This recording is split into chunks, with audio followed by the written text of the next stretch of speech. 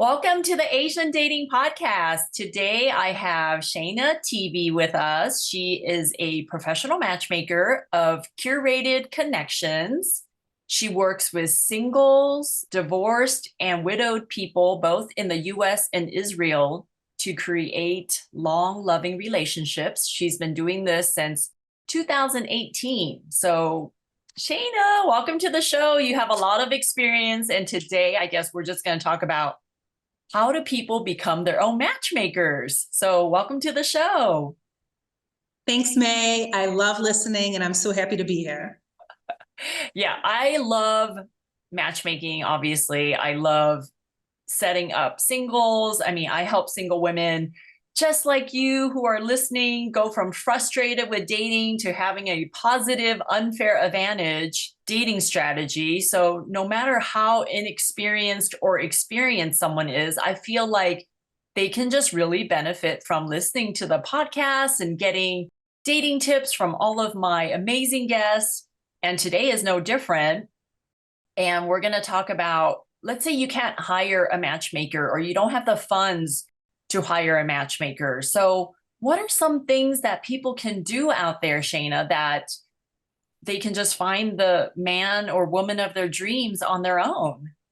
Absolutely. So whether someone hires a matchmaker or they're doing it on their own, I love to give people tips on how to be your own matchmaker. Like you said, not everybody can actually hire, but they can do things for themselves that advances them and puts them, in the game as their best self.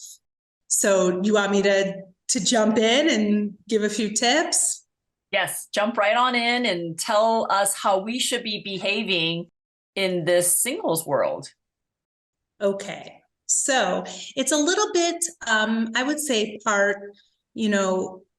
mentality and part what to do, like step by step.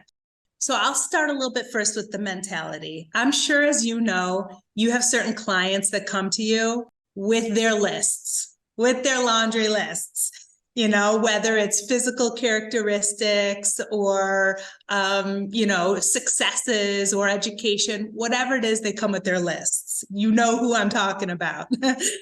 And what I like to say is, I like to ask people, okay, so it's great to have a list. You don't want to go into dating completely, without any concept of who it is you want to meet. But I like to tell people, think about what's on your list and think about who are you? What do you bring to the table? Who are you that's going to attract the kind of person that's on your list?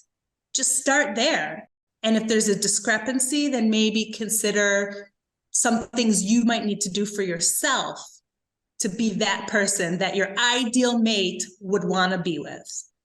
So would you suggest that before they even go online dating or before they even fill out a matchmaker's profile to be in someone's database, that they say, okay, am I attracting the right people? What I need to do, what I need to improve on? Do you suggest that they sit down and think, okay, would people want to meet me? Like, why would people want to meet me? And just list like pros and cons of themselves? Yeah, that's a great place to start, either before or let's say on the flip side, somebody's been at it for a while, but they're not getting the results they want. Maybe that's the time for a little bit of self-reflection to see, hey, why am I not getting the dates that I think I should be getting? So that's usually a good place to start or to reflect on. So would they say, okay, maybe I should change up my hairdo. Maybe I should change what I wear. Maybe I should, how would they make these changes? Right, exactly. So let's start with health and wellness, because that seems to be a lifestyle, that if somebody, for example, if somebody is going to CrossFit 5 times a week, they're probably going to attract somebody that has a similar lifestyle or a similar fitness level. But if you're somebody that maybe doesn't have that kind of lifestyle, but that's the kind of person you think you deserve or you think you should be with, then maybe stop and consider, hey, this person's putting in all the effort of, going to, for example, with that example, going to CrossFit 5 times a week, but really, I'm not putting in that type of effort. Then maybe that's a place to start to think about what can you do. It doesn't have to be CrossFit, but I'm talking about health and wellness. What is something that you can do to commit to making yourself be that person that your ideal mate would want to also date? So they would consider going running maybe 2 or 3 times a week. Start with 1 mile this whole week. Next week, do 2 miles. Or they can start signing up for yoga or do some classes at the gym, like to be that kind of a gym person. Like, I guess just baby steps, right? Like, how can you expect to attract somebody who looks like a CrossFit person who's in shape when deep down you're not in shape person? Is that what you're saying? Absolutely. And that goes for anything. If you want to attract somebody who, is devout of a certain religion, but that's not who you are, then maybe think about that. Like, just consider who it is you want to be with and what are some of the discrepancies that you might not be living that lifestyle. Just be honest with yourself and consider what you might need to shift or change or do. And that's just the beginning, the mentality part of ultimately looking and feeling your best to attract the partner that you want to be with. I know we talk about weight a lot with my male clients who are looking for somebody, and they often, even if they're 10 or 20 pounds overweight, they want someone who is not. So how do you tell a guy or a male client that, hey, you're a little chubby, so would you consider dating a woman who's chubby? Like, how would you go about that? Absolutely. People, first of all, people that are on their own weight loss journey, for example, I don't think it needs to be mutually exclusive. You don't like have to be a certain weight to then find love. You can do those things in tandem, and I encourage that. I think what it has to do with is a healthy dose of self-confidence, and it doesn't really matter what size you are. If you feel good and confident about yourself, then that's what you bring to the table. People are gonna see that and respect that and like that. But I hear what you're saying. A lot of the guys sometimes think that because they want a certain look, it doesn't really matter what they're bringing to the table. So yeah, exactly. I like how you put that. Like, hey, you want a 10. What are you doing to be a 10? Right. So absolutely. Where do you suggest they look for singles in their neighborhoods? Like, what places, or anything fun and unique that you can think of? Yes. Okay. So we talked a little bit about the mentality part, but then yes, there's a little bit of a what to do and where to go and how to look. And as you and I both know, recruiting matches is pretty challenging, and that's what takes up a lot of what we do. So what I like to tell people, here's a few tips that I like to give people. First of all, write it down. Think about also online and offline. Think about where are these people going to be? If you want to meet somebody who, let's say, loves animals, has a successful career, gives back to the community, and these are examples, obviously, they might not be hanging out at a bar. So I would say, join a board. Maybe there's an animal shelter board that you might want to donate your time to. So be where you think the people are, where your prospective mates are.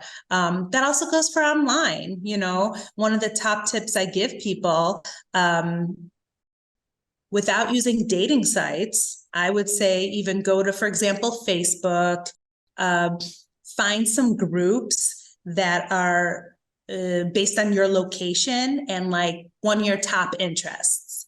Doesn't even have to be one of the singles groups on Facebook. It can be, I spoke with a woman recently and she loves Star Trek. Sorry, she loves Star Trek. Okay. And I was like, well, where do you live? Tell me about yourself. And she's like, well, I go to conventions. And I was like, go with that, like go down that path, you know. It's so unique and it's so distinctive of something she enjoys. So I would say think about what are your passions. You can find people of like mind and interests both online and obviously in real life. I had one other tip if you want to. Should I give that one now? Yes, yes. Okay, so let's say you're somebody who, I'm going to use the gym example one more time because it leads into something else. So let's say you're somebody who likes to go to yoga 7 a.m. every day, same studio, same class. I say challenge yourself and maybe go even at a different hour, maybe even go to a different studio. Just try something a little bit new so that you see a different pool of people. So those are some of the like what to do out in the real world and online tips.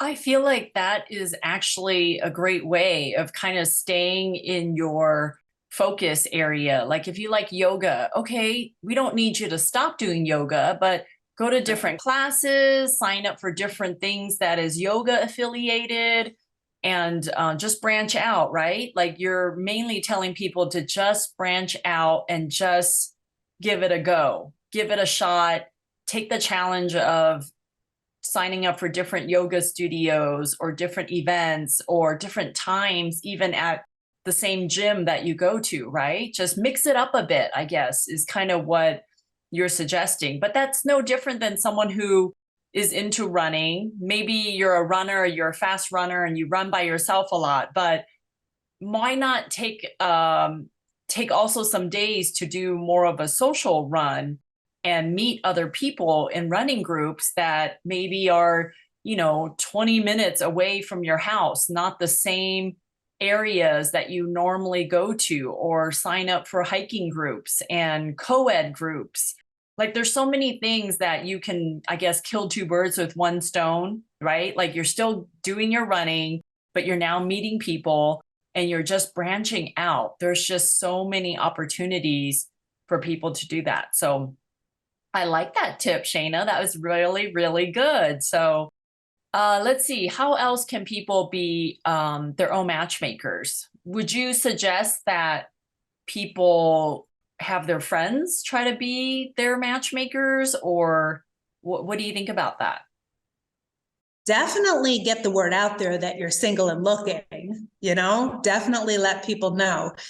With friends, I mean, your friends want to help you, but sometimes they might miss the mark or they might feel awkward about letting you know anyway. But let everybody know that you're looking and that you're open for suggestions.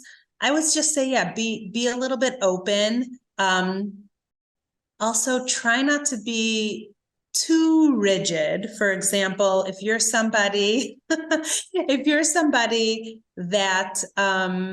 can be a little flexible, I'm not saying abandon, everything you care about. Definitely, stay true to your core values. We want that. But if you can be a little flexible, even up or down age a couple years, even up or down height a little bit, anywhere where you can be like a little bit flexible, I would say be open. Yeah. I mean, along with height or age, also demographics. I mean, if you feel like your city is just so tough with dating, then branch out. Again, just cast a wider net, if you will, right? I also like to suggest that women sign up for as many matchmaking databases as they can, because a lot of times it's free. And even for men, like a lot of matchmakers welcome men in their database. So that's another way for you to reach out. or maybe create your own meetup group or Mhm. start your own Facebook group with your interests. Like if women love to, I don't know what other things that they love to do, like go out to concerts or comedy shows or play an instrument, like you can create different kind of meetup groups that you can be in charge of the group and hopefully meet random people that way. I mean, I like Yeah. to give encouragement to single people out there that we're only looking for one person. You know, we only need to find one amazing single person that you like him and he likes you back. And then you guys can, ride off into the sunset. So, what else? What other tips can you give people to have the courage to go out there to meet someone different or meet someone now? Yeah, you mentioned something about location and geography. If you're open, definitely let people know. If you're joining a matchmaker's database or if you're putting yourself out there somehow online dating or in the real world, however you're doing it, let people know that you're open to relocate, that you're open for love. I had a client once and she was a beautiful, amazing young woman, but her geography was so rigid. She was like, I only want to meet someone in Chicago, this, and like it was so specific. And honestly, every time I was like, I have a winner, he's amazing, you're gonna love him. She's like, oh, I already met him online. Like she already knew all the guys in her demographic that she was interested in the zip code. So just yeah, branch out of your zip code if you're allowed to. Obviously if there's some children involved or shared parental rights, anything that would restrict you from you know not branching out, I understand. But if you have the capability to branch out, do it. What about meeting friends that you have across the country or, in the world where you say, hey, I'm single. I would love to meet one of your great guy friends or girlfriends. Like that way, if you go visiting your friend in another country or another state, they might have someone for you to meet, to potentially make a romantic connection. I mean, I don't know. I mean, I just feel like there's so many opportunities to meet single people. Obviously, being married, I guess I now have different lens because this is my career now, right? 15 years later, I would be such a good dater now versus when I was in my 20s and 30s. I wish someone would have grabbed me and said, hey, May, you should do this. Why don't you Mhm. consider this? Here's an idea for you. But, obviously no one did that for me. So now I'm trying to like help everybody I can by saying, you should be more open minded. You should do this. You should try this out. And I just love the ideas of saying yes to whoever invites you out or kind of invite yourself out. Like, hey, Shana, are you going to have a party coming up? Can you invite me? Are you going to have any outings with your friends? Can you invite me? Single or married friends. Like, you should just get out there. And if people get to know you, they will like you. And then if they know you're single, they might think of you next time they have a single friend that pops up in their mind. So, yeah, just so many different things, right? Like now that we've been in this industry for a while, don't you think that if you were to be single again, you'd be a great dater? Like you should be, right? Yeah, seriously. I mean, there's so many now ways to meet people. The other thing though is sometimes when there's so many choices, it also gets a little overwhelming. So I guess another tip is, if you met a couple good, interesting people lately and you think one of them might be, a great candidate for you, I really recommend going on a few dates with the same person. Don't just write them off after one date. Oh, he chewed funny or whatever it is. You know what I mean? Like go out, commit to going out on a few dates with the same person and seeing how that goes before writing them off. A first date, is not a wedding, like go on a first date. You might end, who knows where it can lead. Yeah. Who knows where it can lead? I mean, I know before we started recording, you told me how you met your husband, and it was just an off chance, right? He's a few years younger than you. He's a gentleman you just met because you got locked out of your car, and he was the knight in shining armor. He helped you, and look at you now, 3 kids later and living the life and having a great, great partnership. So you just never know. And I know I've mentioned this before on my podcast, like, right, I married someone who's also younger than I am. I did not think that. I did not think I would move to Colorado. I mean, I was in the heart of LA. Never even thought about relocating, but you just never know. You just really never know. So Shana, what other ways can people meet if they're widowed? I know you specialize in widowed daters. So what are some unique tips for the widowed community? So for widows specifically, depending on their readiness, obviously, if you love to travel, for example, there's lots of groups that are divorced or widowed traveling groups, It's about lifestyle at that point, and people want, to meet someone of a similar lifestyle who they can share the rest of their life with. It doesn't negate all the love you had before, your spouse passed, away. But moving forward, if you're ready, I would say definitely join some type of activity group with the idea of meeting people. And then you might develop a special, bond with somebody in a romantic way. But yeah, traveling, and maybe there's dinner clubs, theater groups, whatever your lifestyle interests are, just join those groups and, again, put yourself out there, but in a way that feels comfortable to you, and honoring that, you want to live the rest of your life in a happy way. So you could make that happen. Do you take on clients that are separated, that are legally divorced or has filed for divorce, but technically they are not divorced yet?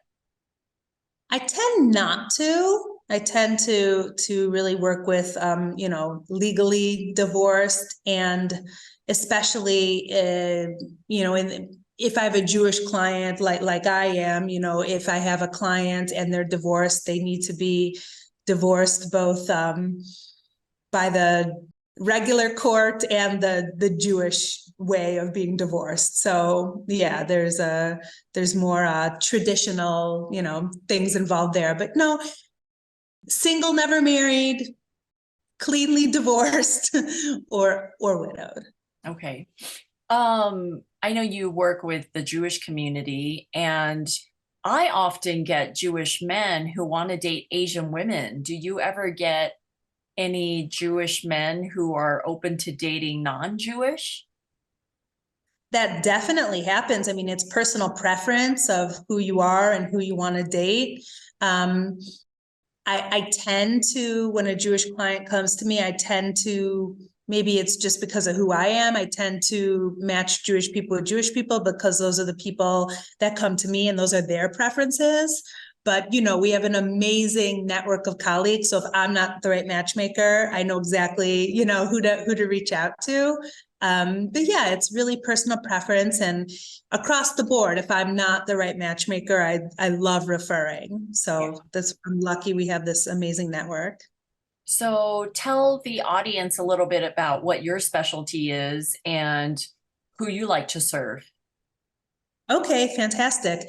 So I work in the US as well as Israel. I work in the US, mostly in the East Coast. I can work, I have, because of this amazing network, we can really serve a lot of people, but Florida is a hot spot of mine. I'm originally from Detroit, so the East Coast kind of area.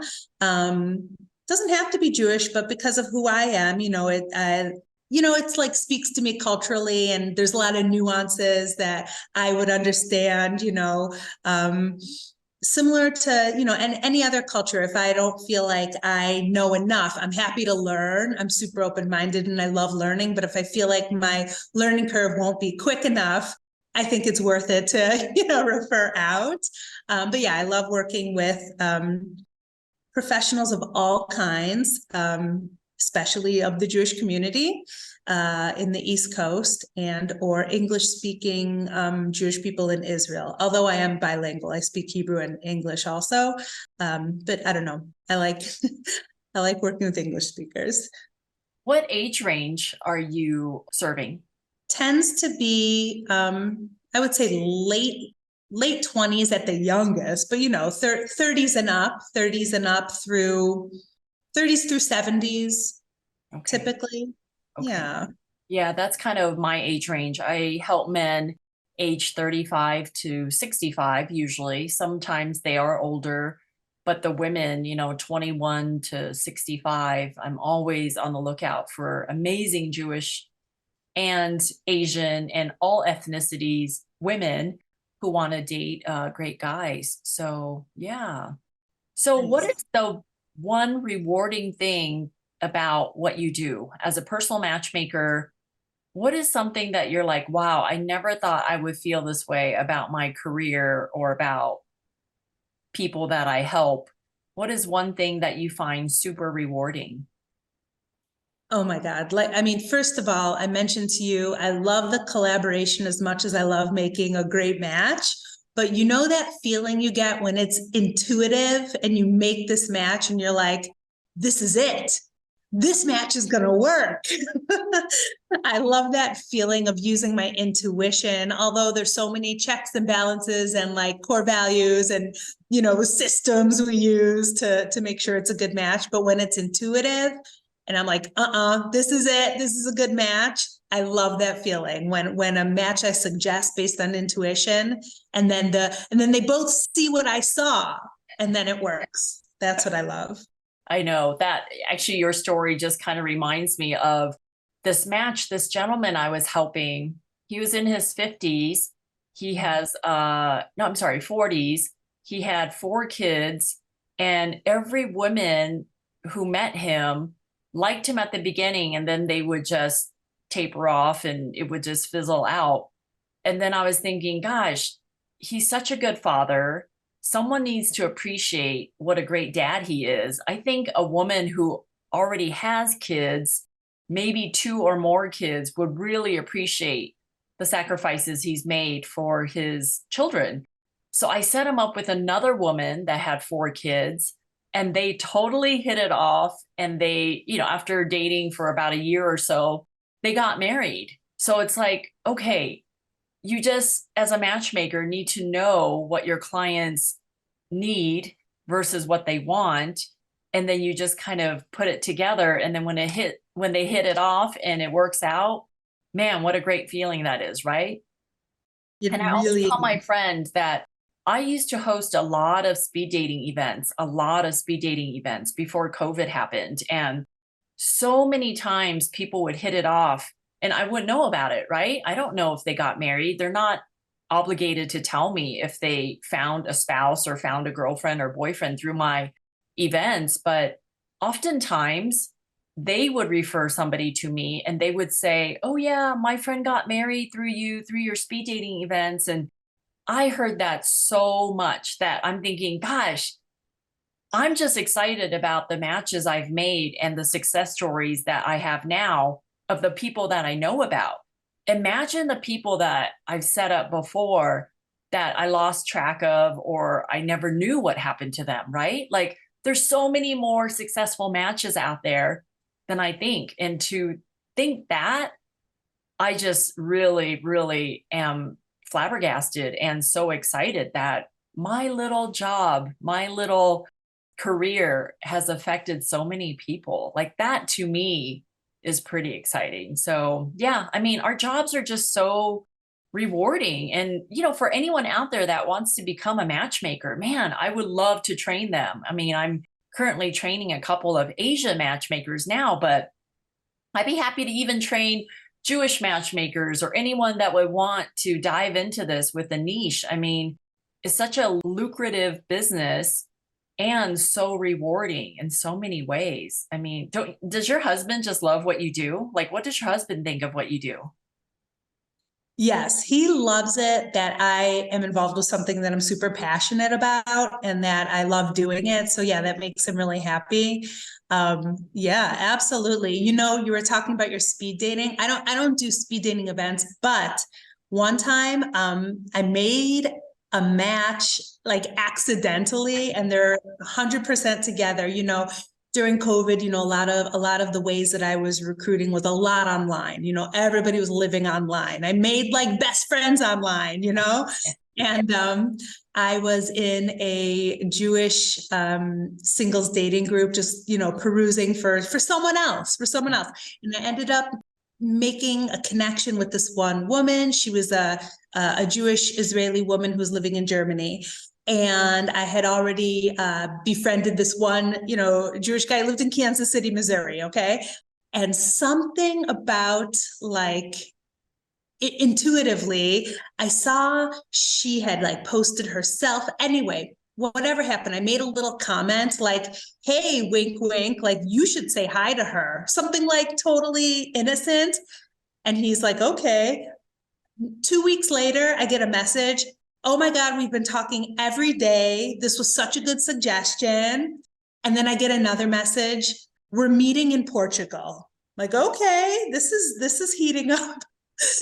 And then I get another message like, hey, I'm moving to Kansas City, Missouri. And then just a month or so ago, I get a picture with an engagement ring. Oh, Yeah. beautiful. Yeah. Yeah, that's great, right? Like, yeah, I have no problems with setting up friends with, other friends and not even, they're not even in my database sometimes, I'm just being nosy or I just want to have a take in this, just helping them on their dating journey. Like, you just never know who you're going to meet. And I guess that's part of being a matchmaker, right? Is like you always have this hat on about setting people up and you're just excited to do it. And I just feel like the successful matchmakers out there are pretty extroverted, right? Like we just like to talk to people and make suggestions and not care if people are being judgmental like about what we do. So it's just such a great career. I love it. I love it. But well, Shana, thank you so much for joining me today. I will put your information in the show notes, but just tell people offhand how they can find you and what are some of your ways of contacting you. Sure. Thank you, May. Shana Tibi anywhere on all the socials, Instagram, Facebook. My business is Curated Connections, and you can find me at shanaconnects.com. Very nice. Very nice. Any one last parting gift or dating tip you have to encourage people to find their person? Absolutely. No matter who you are, what you look like, where you are in your life, if you love yourself and you're super confident about yourself, that's what people are going to notice and they're going to be attracted to you and your confidence. So lead with that. So lead with confidence, everybody, and you will attract somebody who likes the confidence you're exuding and likes the vibe you're giving off and all that good stuff. So ladies, if you're listening to this, I'm always on the lookout for amazing Asian women and all ethnicities, actually, in case I need to and would like to recommend you to another matchmaker that we collaborate with. So Shana and I collaborate with hundreds and hundreds of matchmakers. So if you happen to be somebody single and looking and somebody out there is looking for you, of course, I would make that recommendation. So go to twoasianmatchmakers.com, fill out a profile with me so I have all of your info. Thanks, everybody. Bye.